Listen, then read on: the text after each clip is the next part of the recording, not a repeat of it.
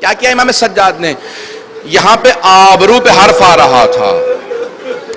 امام حسین نے کہا پروردگارا میں نے اولاد کو تیری راہ میں، اصحاب کو سب کچھ قربان کر دیا، حتیٰ اپنی بیٹیوں کو یتیم کر دیا، میں اپنی جان تیری راہ میں دے رہا ہوں.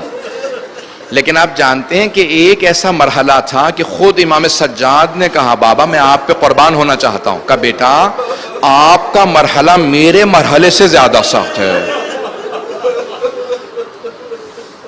کیوں سخت ہے؟ کیونکہ علی و بطول کی بیٹیوں کے ساتھ جانا بازاروں میں، درباروں میں، اگر میں پیش کر پایا. میں نے کہا تھا آج مختصر رکھوں گا، مختصر سے مصائب سنیے گا. 5ویں امام فرماتے ہیں کہ بہت بڑا امتحان تھا، 7 چیزوں کو پیش کیا. میں ساری چیزیں نہیں پیش کروں گا. امام باقر نے 7 چیزوں کو پیش کیا. کہ مولا کون سا ایسا آبرو کا امتحان تھا؟ تو امام باقر نے کہا کہ میرے بابا کے لیے بہت بڑا امتحان تھا آبرو کا. کہ مجمع عام تھا، علی کی بیٹیاں تھیں، باغیوں کے نعرے تھے، ہاتھوں میں پتھر تھے، اور جب بھی کوئی پتھر پھینکتا تھا کہتا تھا باغیوں کا قافلہ آ رہا. اجرکم اللہ، اجرکم اللہ. آج تو پہلی شب ہے، اجرکم اللہ. کہ میرے بابا کے لیے یہ بڑا مشکل مرحلہ تھا. غیرت کا پیکر سید سجاد، غیرت کا پیکر. اب کیا کیا امام سجاد کے سامنے؟ مولا فرماتے ہیں 7 چیزیں اگر سن سکیں. مولا فرماتے ہیں 7 مرحلے میرے بابا کے لیے. کہ پہلا مرحلہ کہ جہاں مجمع عام میں علی کی بیٹیاں آ رہی تھی. کہ پھر کا دوسرا مرحلہ کہ بالا خانوں پہ خواتین تھیں اور وہ بچوں پہ گرم پانی پھینک رہے تھے. کہ جب میرے بابا دیکھتے تھے نا اس عالم کو کہ جہاں بچوں پہ پانی ڈالا جا رہا ہے، کسی نے ایک انگارہ پھینکا کہ میرے بابا کے بالوں میں گرا. کہ جب وہ سارے نامحرموں کا مجمع تھا نا، ایک مرتبہ میرے بابا نے آواز اپنے بابا کو دی. کہا بابا، امام سجاد نے کہا بابا آپ کا سر قرآن کی تلاوت شروع کر دے تاکہ لوگوں کی توجہ میری پھپھیوں سے ہٹ جائے. اجرکم اللہ، اجرکم اللہ. تیسرا مرحلہ کون سا تھا؟ اگر دیکھ سکیں تو تیسرے مرحلے کو پیش کروں. اب 5ویں امام بیان کرنے والے ہیں. کیا فرماتے ہیں؟ کہا مولا اور کون سی آزمائش تھی؟ کہا مجھے اور میرے بابا کو زنجیریں پہنا کے اس مقام پہ بٹھایا جہاں غلاموں کو بٹھایا جاتا تھا. کہا زمین پہ دربار میں وہاں بٹھایا جہاں غلاموں کو. کہا خود تو یزید تخت پہ بیٹھ گیا تھا. کہا ہمیں غلاموں کے ساتھ. مولا اور کون سا مرحلہ تھا؟ کہا میرے بابا کو جو سب سے زیادہ گراں گزری چیز، کہا وہ شرابی کا دربار. اور وہ بار بار پوچھتا تھا یہ بیبیاں کون ہیں؟ کہا میرے بابا برداشت نہیں کرتے تھے، ایک بات کو دہراتے تھے، ہائے علی کی بیٹیاں، اور ایک شرابی پوچھے.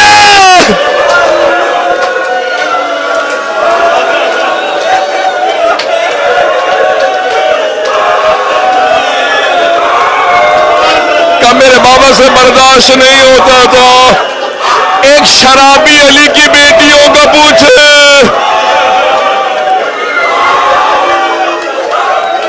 اجرکم اللہ. میں نے تمام کر دیا.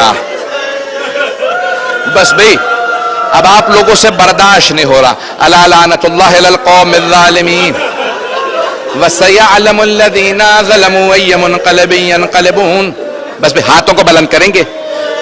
2 سے 3 منٹ کی دعا کرواؤں گا. ہاتھوں کو بلند کیجئے گا.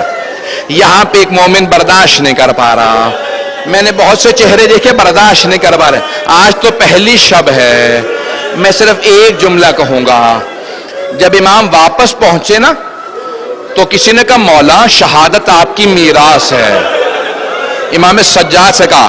حضرت منہال نے کہا مولا شہادت آپ کی میراث ہے، آپ کب تک گریہ کیجئے گا؟ کہا منہال تم نے صحیح کہا، شہادت ہماری میراث ہے، لیکن منہال قرآن میں اللہ نے ذکر کیا یعقوب کے 12 بیٹے تھے، ایک یوسف آنکھوں سے دور ہوا تھا، مرا نہیں تھا، وہ نبی تھے، جانتے تھے۔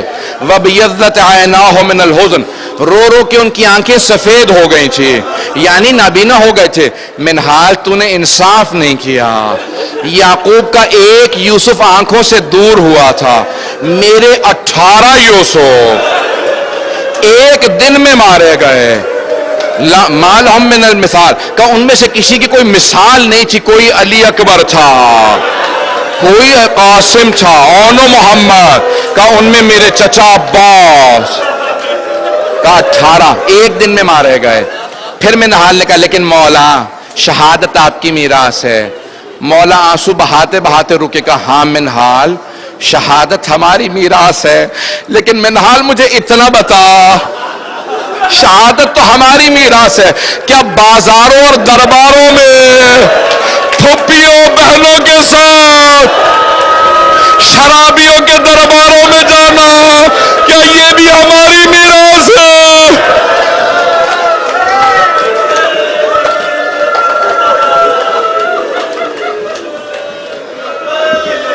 آئیں بھئی ہاتھوں کو بلند کیجئے گا۔ پروردگارہ، میں نے وعدہ کیا تھا مختصر پڑھوں گا، میں نے تو 5 سے 7 منٹ بمشکل مسائل پڑھے ہوں گے، آپ تو آج ہی برداشت نہیں کر پا رہے۔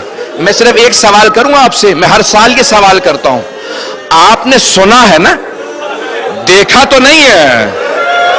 اب سمجھ میں آتا ہے امام سجاد کیوں روتے تھے، وہ دربار میں دیکھ کے آئے تھے، وہ دربار میں دیکھ کے آئے تھے۔ پروردگارہ، محرم کا مہینہ شروع ہو چکا ہے، پروردگارہ اس مہینے کے صدقے میں، خون حسین کے صدقے میں ہمیں امام زمانہ کا ظہور دیکھنا نصیب فرما، ہماری گنہگار آنکھوں کو امام زمانہ کی زیارت نصیب فرما۔ پروردگارہ ہم سب کی عاقبت بخیر فرما، ہم سب کو زندگی میں امام حسین کی زیارت نصیب فرما، آخرت میں ان کی شفاعت نصیب فرما، ہمارے مرحومین کے درجات کو بلند فرما۔ پروردگارہ رونے والوں کے ان آنسوؤں کو جناب سیدہ کے رومال میں جگہ عنایت فرما۔ پروردگارہ ہمارے بیماروں کو، مریضوں کو شفائے کاملہ عاجلہ عنایت فرما۔ پروردگارہ جتنے مومنین و مومنات باولاد ہیں سب کو اولاد عنایت فرما، جتنے لوگوں نے التماس سے دعا کی ہے سب کی دعائیں مستجاب فرما۔ پروردگارہ جتنے بھی اس سال میں، اس مہینے میں، اگلے مہینے میں عاشورہ پہ، 40 میں زیارات پہ جائیں گے، تمام زائرین کی، تمام عزاداروں کی حفاظت فرما۔ پروردگارہ جو ہاتھ بلند ہیں کسی کو رد نہ فرما، پروردگارہ اس مبارکہ کی حفاظت فرما۔ پروردگارہ جہاں جہاں عزادار موجود ہیں، جہاں جہاں تک آوازیں جا رہی ہیں، لوگ سن رہے ہیں، سب کی حفاظت فرما۔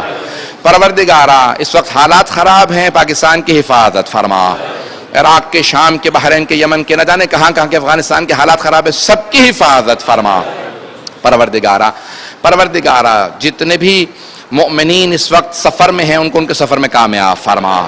پروردگارہ تجھے ان کربلا کے مسافروں کا واسطہ جو کربلا بھی نہیں پہنچے ہیں، پروردگارہ ان بیبیوں کا واسطہ کہ جن کے پاؤں زخمی ہو گئے تھے،